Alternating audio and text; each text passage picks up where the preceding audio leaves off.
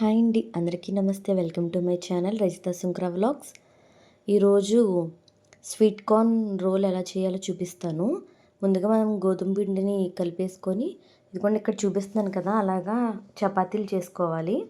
అవి పక్కన పెట్టుకొని ఒక ప్యాన్ పెట్టి దాంట్లో కొంచెం గీ యాడ్ చేసుకొని మనం చిన్నగా కట్ చేసిన వెల్లుల్లిపాయలు వేసుకోవాలి. ఎంత వీలైతే అంత చిన్నగా చేసుకొని అవి కొంచెం ఫ్రై అవ్వాలి.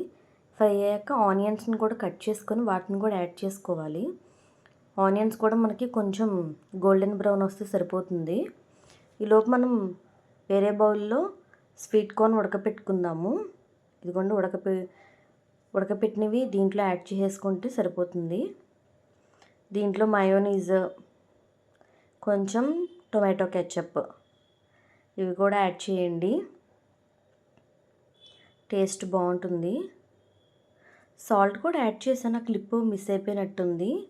సాల్ట్ కూడా యాడ్ చేసుకొని కొంచెం కారం మీ టేస్ట్కి తగ్గట్టు యాడ్ చేసుకొని బాగా దగ్గరికి అయిపోయాక కొంచెం చీజ్ యాడ్ చేసుకోండి. చీజ్ మీకు ఎంత కావాలంటే అంత. తర్వాత ప్యాన్ పెట్టుకొని చపాతీ కాల్చాక చీజ్ ఇప్పుడు కొంచెం వేసుకోండి, ఎంత కావాలంటే అంత. మేము చీజ్తో చేసుకుంటున్నాం కాబట్టి కొంచెం ఎక్కువే వేసుకుంటున్నాం.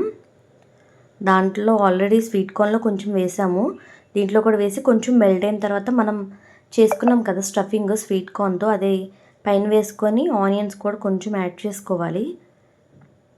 వేసుకొని ఫోల్డ్ చేసుకోవడమే, అంతే. ఒకసారి ఇలా ట్రై చేయండి.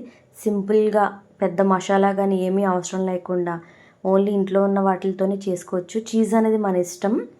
ఒకసారి ఇలా ట్రై చేసి ఎలా ఉందో నాకు కామెంట్ సెక్షన్లో కామెంట్ చేయండి. వీడియో నచ్చితే లైక్ చేయండి, షేర్ చేయండి. Bye bye.